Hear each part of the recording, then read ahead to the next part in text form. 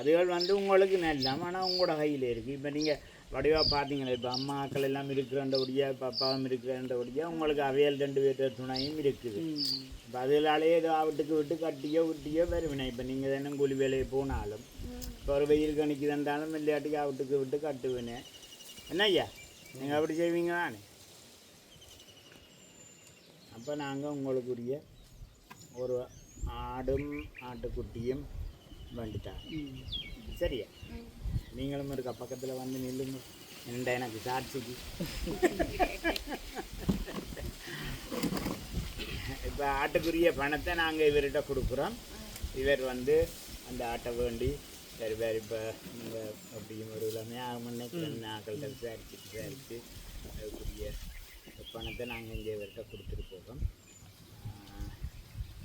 வேறு மற்றது இந்த ஆடு தந்த மக்களுக்கு நான் தெரியல, நான் வந்து போகிறேன், இந்த சொந்த காசுலாம் வந்து போகிறேன்.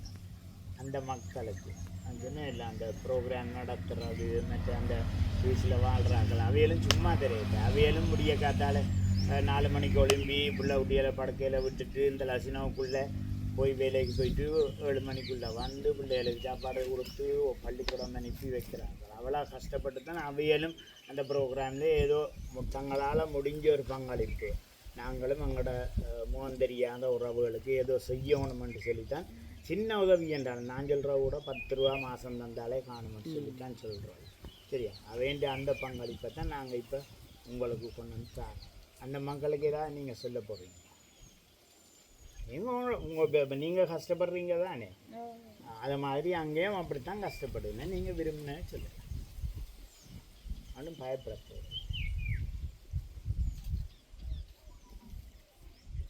நன்றி என்று சொல்லி நன்றி சொல்கிற மாதிரி அந்த துணியில் சொன்னோம்.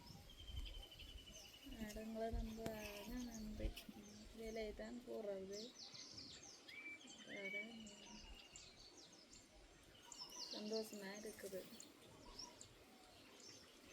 சரி இப்படியே இருக்க படம் முடிச்சு